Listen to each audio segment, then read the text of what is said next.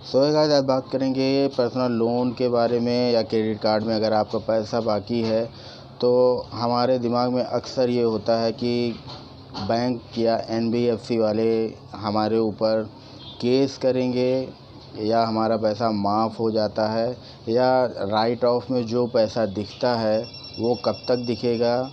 तो ये सारे सवालों के जवाब इस वीडियो में आपको मिलने वाले हैं। सो वीडियो में लास्ट तक बने रहिए। अगर आप हमारे चैनल पर नए हैं तो चैनल को सब्सक्राइब करें, लाइक करें, शेयर करें और बेल आइकन को प्रेस करें जिससे हमारी लेटेस्ट वीडियो आपके पास सबसे पहले पहुंचे। तो चलिए करते हैं वीडियो को। तो जब हम पर्सनल लोन जो होता है और क्रेडिट कार्ड का पैसा ये अनसिक्योर्ड लोन में होता है। तो जब अगर हमारा पर्सनल लोन या क्रेडिट कार्ड का पैसा अगर हम बाकी रहते हैं तो ये बैंक या एनबीएफसी वाले कम से कम 92 डेज़ आपको देखते हैं। 92 डेज़ के बाद आपके पैसे को ये ट्रांसफ़र करते हैं दो चीज़ में। एक तो होता है राइट ऑफ और एक होता है एनपीए, नॉन परफॉर्मिंग एसेट्स। तो ये दोनों में से एक जगह आपका एंट्री दिखा देते हैं। तो राइट ऑफ का मतलब ये नहीं होता है कि हमारा पैसा माफ़ कर दिया गया है। राइट ऑफ का मतलब ये होता है कि इस पैसे को वो अपना जो बैलेंस शीट होती है उसमें उतने अमाउंट राइट ऑफ में दिखा देते हैं कि जब कभी फ्यूचर में जिसने लोन लिया है वो मिलेगा तो उसे विद इंटरेस्ट के साथ वो पैसा वसूल करेंगे। राइट ऑफ का मतलब ये होता है। और अगर कंपनी को, बैंक को या एनबीएफसी कंपनी को अगर केस करना रहता है तो उस अमाउंट को सबसे पहले वो एनपीए में डालेंगे। एनपीए में डालने के बाद ही केस होता है। तो चलिए इसे डिटेल में समझते हैं कि बैंक या एनबीएफसी कंपनी केस क्यों नहीं करती है।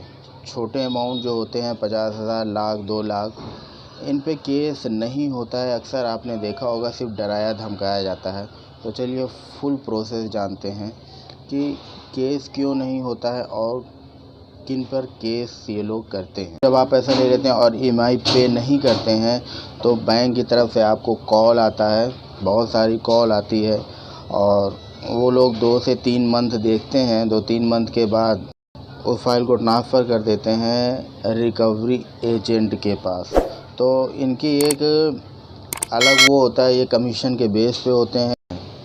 तो रिकवरी एजेंट वाले आपको बहुत सारे कॉल करते हैं, बहुत धमकाते हैं, यहाँ तक कि आपको फेक आपके मेल पे या कुरियर से आपके घर पर लीगल नोटिस भेजते हैं, जबकि ये टोटली फेक होता है।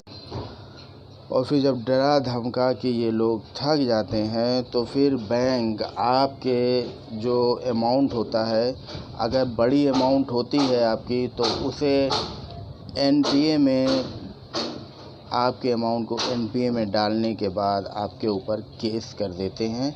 और एनपीए में ये ज़्यादा शो इसलिए नहीं करते हैं कि इनके ऊपर भी फ्यूचर में प्रॉब्लम आ जाएगी।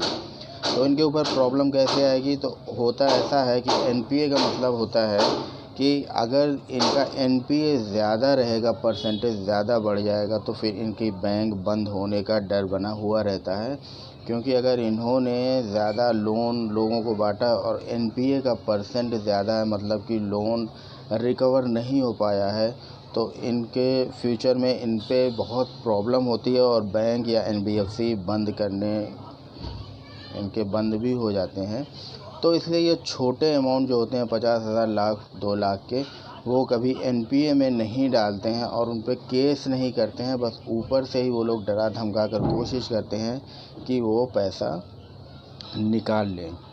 तो अक्सर जो छोटे अमाउंट होते हैं वो उन्हें राइट ऑफ में डाल देते हैं और उन पर अपना इंटरेस्ट लगाते रहते हैं पर मंथ। तो अगर फ्यूचर में आपके पास पैसा आता है तो आप उन्हें उसका सेटलमेंट करके उसे क्लोज़ करा सकते हैं। जब आपके पास पैसा ही नहीं है तो फिर कोई बात ही नहीं है, कोई केस नहीं होता है। अगर कोई केस ये लोग एनपीए में डालने के बाद ये लोग केस करते भी हैं तो केस बहुत लंबा चलता है और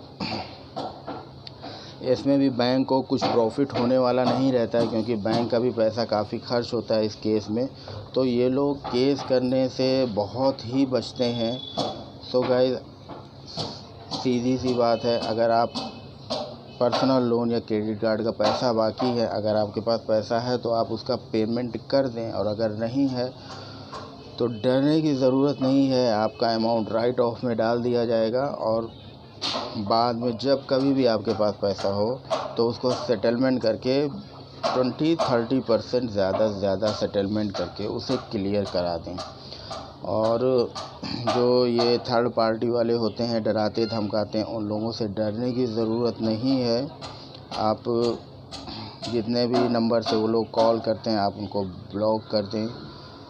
सो गाइस, कुछ भी पूछना रहेगा तो आप कमेंट में हमें बता सकते हैं। अभी के लिए सिर्फ इतना ही, फिर मिलते हैं नेक्स्ट वीडियो में।